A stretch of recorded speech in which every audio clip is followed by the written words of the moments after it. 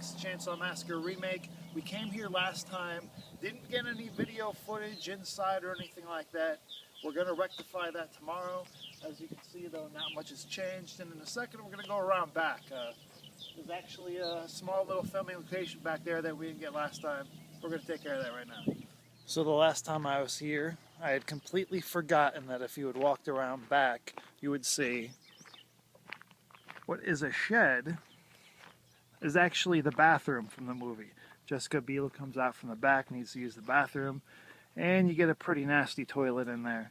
But if we were to get inside, there's nothing even remotely toilet-like in there, but it still looks exactly as it did in the movie.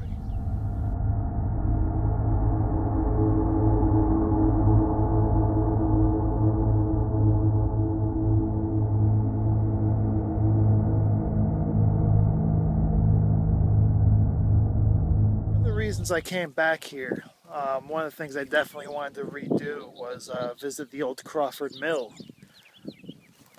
For instance, the last time I was here, I didn't even get that this was the establishing shot from the movie. They come in this way, actually the reverse of when I came here the last time.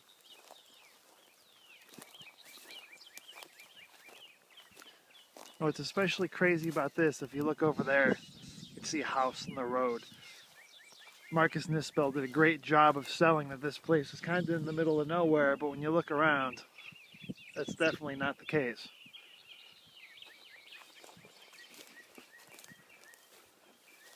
It's a little bit more overgrown now than the last time I was here. But if you go forward and in here, that's actually where they enter it in the movie. Like I said before, much more overgrown than the last time I was here, as well as when they shot the film. But this is where they come in this way.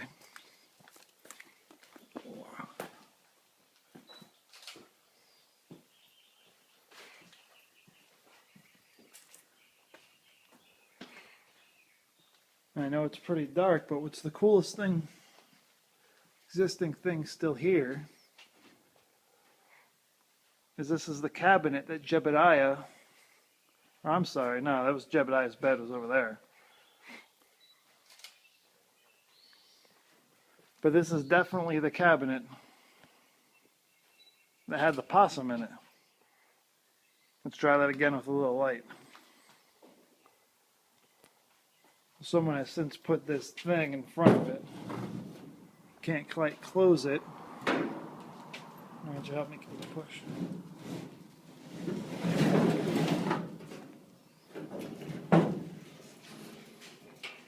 Yeah, as you can see, that's definitely the same cabinet.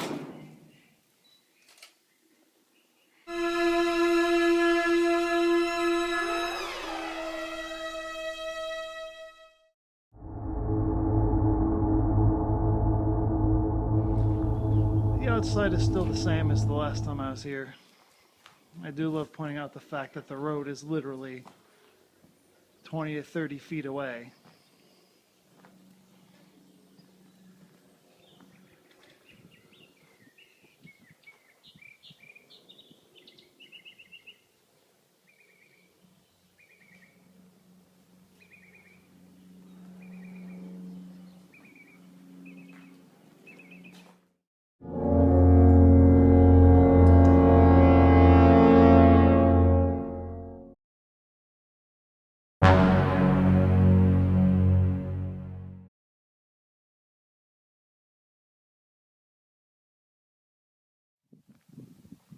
So I don't know if you can read the sign, but they're threatening to shoot us if we go on the land here.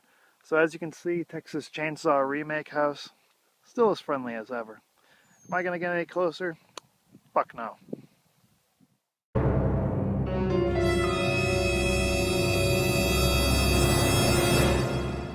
Okay, we're back to Taylor Meat Company. If you remember, I came here for my previous video, and as far as I'm concerned, the footage kind of sucked. So here we are on a beautiful day where the wind is getting up to 50 miles per hour. It's probably a little rainy. We're going to go on inside and take another look. See if I can show you guys a little bit more than I did last time.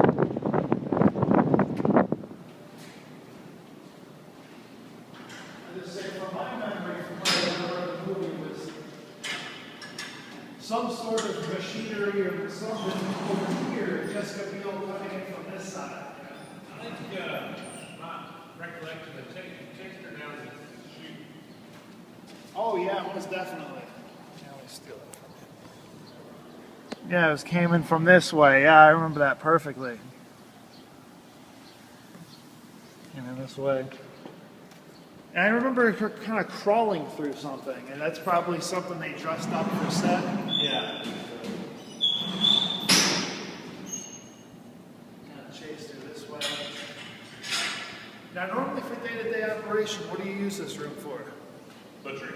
And this is where kind of the magic happens, we can say? Yep. Oh, that's fantastic. Now, the last time I was here, I'd spoken with a gentleman. Have you ever seen the movie by chance? I've seen the parts of film here. I guess there was a scene with what looked like a locker room. Do you know if that was on premises here? No, that was done at the state school down in an old state school in Austin. I see. 'Cause I definitely recognize this room, and I guess it was a freezer room, I remember. They did do one thing over here. Where you're talking about the heat locker? Yes. Okay. Because they did another one where she was chasing through something. I got dressed. That was at the state. They did utilize this room where they took we butchered some animals from it. We had to do a special cut, butterfly cut. There's one scene where she was hiding inside a carcass. Oh, no, of course. We had to butterfly the carcass to where she could kind of slip into it. Now, the one thing I remember about seeing this room, what you're telling me, if you ever watch the movie, this looks almost Kubrickian, like a huge maze, like a gigantic. And now when you see here, it's nowhere near as big as it looks cinematically, which that's actually some pretty darn good work. And you would specifically cut that meat for them, though? You know what you were saying? Yeah. Then we butchered, then we processed it for, they donated it to a charity. But they did, there was one scene in here where we had the chainsaw and it was whacking at her and she was, they had the sparks going, they filled it up with smoke or something. Now, do they pay for the meat too? Oh, man. That's what I'd like to hear. Oh, that's great. I appreciate your time, sir. Thank you.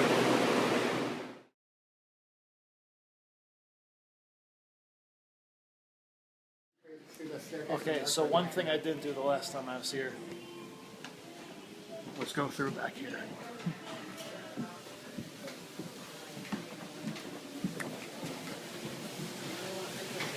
Absolutely. This is where Leatherface cooked. Yeah. As you can see, they remodeled a bit, but and one more time upstairs, I think. Yeah.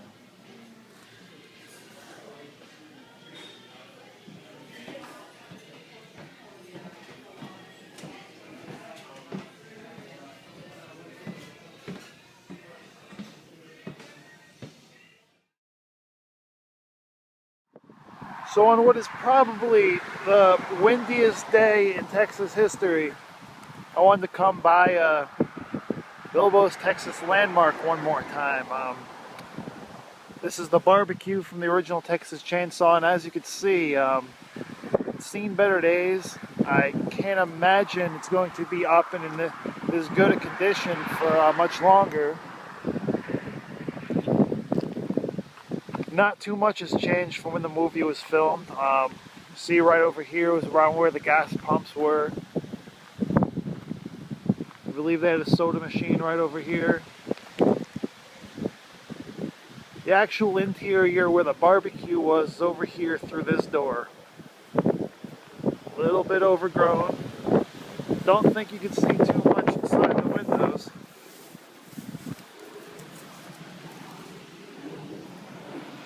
Yeah, nothing. Except my handsome face.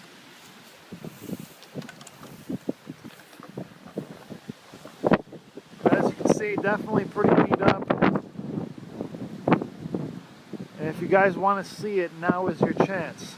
Sooner rather than later.